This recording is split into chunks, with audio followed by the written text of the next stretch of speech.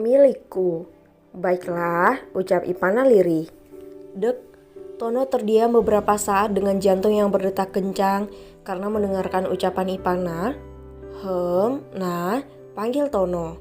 Ya, apa yang baiklah, ucap Tono tiba-tiba saja tidak bisa mencerna pembicaraan mereka barusan. Aku bilang baiklah, ucap Ipana tersenyum. Baiklah, ucap Tono.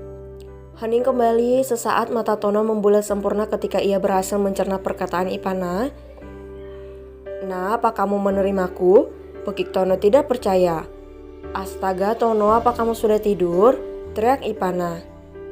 Maaf nah, aku hanya terkejut, ucap Tono lirih dan sedikit takut.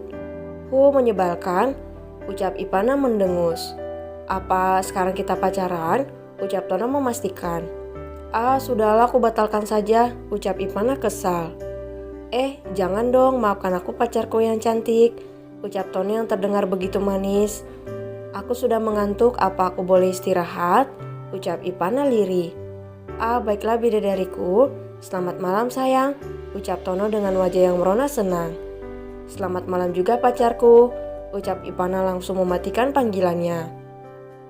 Wajah bahagia Tono tidak lagi bisa disembunyikan. Ia masih merasa tidak percaya jika Ipana telah menjadi miliknya. Dia sudah menjadi milikku, walaupun masih berstatus pacar, teriak Tono di dalam kamarnya. Ia meloncat-loncat kegirangan dan berlari ke arah balkon lalu berteriak dengan kencang.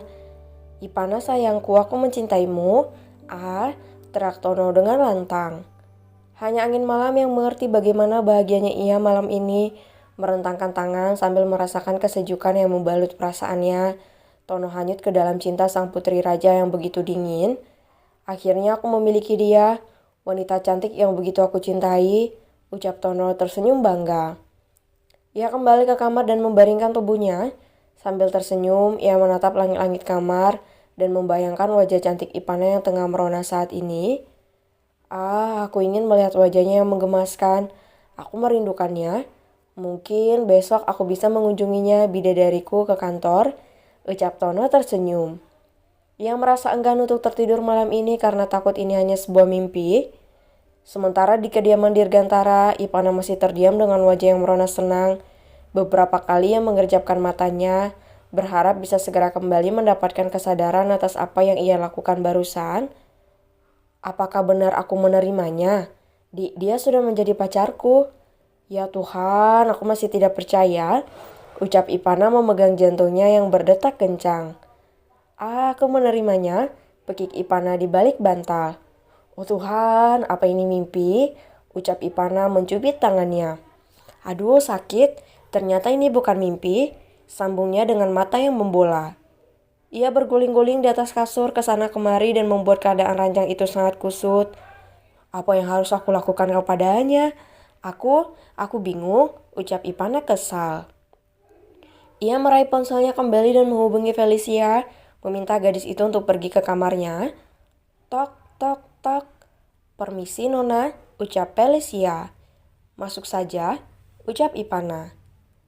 Gadis itu masuk dengan wajah bantal yang terlihat sangat kelelahan. Apa kamu sudah tertidur tadi? Tanya Ipana duduk di atas kasurnya. Memang Nona kira ini jam berapa? Batin Felicia menangis. Maaf Nona, sudah ada yang bisa saya bantu? Ucap Felicia menahan ngantuknya. Sebaiknya kamu cuci muka dulu, ada yang harus saya bicarakan, ucap Ipana. Baik Nona, permisi, ucap Felicia yang kembali ke kamarnya. Apa aku terlalu kejam membuatnya kembali terbangun? Wajahnya sangat terlihat kelelahan, ucap Ipana. Namun ia tidak mengurungkan niat untuk bertanya kepada Felicia.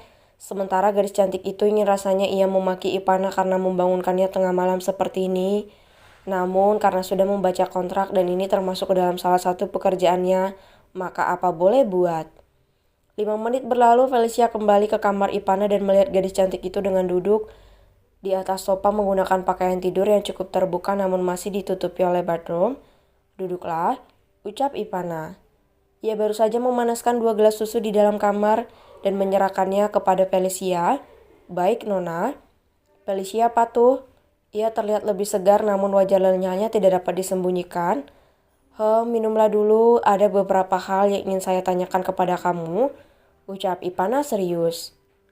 Glek, Nona mau menanyakan tentang apa kepadaku? Kenapa wajahnya terlihat serius? Namun ada rona merah muda di sana, batin Felicia. Terima kasih Nona, silakan Anda ingin bertanya tentang apa? Tanya Felicia sedikit takut. Berapa umur kamu? Tanya Ipana. Saya masih 23 tahun Nona, ucap Felicia tersenyum. Wah, kamu lebih besar daripada saya, ucap Ipana. Iya Nona. Apa kamu sudah pernah berpacaran? Maksud saya menjalin hubungan dengan laki-laki? Tanya Ipana gugup dengan wajah yang kembali merona. Dek, apalagi ini? Kenapa Nona terlihat begitu menggemaskan dengan wajah seperti itu? Jarit Felicia di dalam hati. Pernah Nona, saya pernah beberapa kali menjalin hubungan dengan laki-laki, ucap Felicia tersenyum. Apa saya bertanya tentang hal itu? Soalnya ini sedikit pribadi, saya takut kamu tidak nyaman, ucap Ipana. Silakan Nona, jika saya merasa tidak nyaman akan saya katakan nanti, ucap Felicia. Sebenarnya saya bingung harus bercerita kepada siapa, karena bunda dan kakak itu tidak memiliki pengalaman yang cukup baik di masa muda. Mereka tumbuh tanpa pernah merasakan apa itu yang namanya pacaran. Ketika bertemu langsung menikah, ucap Ipana panjang lebar. Lagi-lagi Felicia menemukan sosok yang unik pada diri gadis cantik yang ada di hadapannya. Apa ada semacam panggilan khusus? Tanya Ipana hati-hati. Ada Nona, seperti sayang, baby, babe, honey, dan banyak lagi Nona, ucap Felicia tersenyum. Apa kamu pernah memanggil nama saja? Tanya Ipana. Jika dalam masa pacaran mungkin pernah, tetapi tidak sering Nona, bisa dibilang hilaf, ucap Felicia. Apa sekarang kamu memiliki pacar? Tanya Ipana. Belum Nona, saya sudah jomblo selama 2 tahun ini, ucap Felicia menggaruk tengkuknya. Iya, tidak masalah sih kalau jomblo menurut saya. Perlakuan kamu semasa pacaran bagaimana? Maksudnya kontak fisik? Tanya Ipana. Ya Tuhan, kenapa aku malah bertanya seperti ini kepada orang lain? Urat maluku pasti sudah rusak dan putus, batin Ipana menjerit. Nona, apa aku harus mengatakan jika aku cukup nakal pada masa berpacaran? Ya Tuhan, ini bisa mengancam nyawaku jika pengalamanku dicontoh oleh Nona, batin Felicia menjerit. Untuk kontak fisik, maaf Nona, saya cukup nakal. Pegangan tangan, berboncengan, berpelukan, ciuman, ucap Felicia dengan wajah yang merona. Ipana pun tak kalah merona mendengarkan jawaban jujur dari gadis itu. Mereka terdiam dengan wajah yang merona satu sama lain. Baiklah, terima kasih sudah datang dan maaf karena sudah mengganggu waktu tidur kamu. Besok kita harus bangun pagi dan jangan terlambat, ucap Ipana kikuk. Baik, Nona. Kalau begitu saya permisi terlebih dahulu, ucap Felicia pamit dan tak lupa menghabiskan susu hangatnya. Ipana menatap kepergian gadis itu dengan wajah yang masih merona. Ia cukup mengutuk dirinya yang bertanya seperti itu kepada sang asisten yang baru saja ia kenal. Aku seperti kehilangan malu di hadapannya, batin Ipana. Ia memilih untuk mengganti baju dan pergi ke kamar orang tuanya agar bisa tidur bersama. Ngapain, Dek? Tanya Fajira mengernyit. Mau bobo sini? Ucap Ipana manja kepada Fajira. Ya sudah, yuk masuk, ucap Fajira. Ipana segera berbaring di tepi ranjang dan terlelap setelah memeluk ayahnya. Sementara Irfan hanya bisa menghela napasnya yang terasa berat karena menahan sesuatu. Fajira jangan ditanya, ia sudah terkekang melihat ekspresi Irfan yang gagal untuk mendapatkan jatahnya setelah sekian lama ia sakit.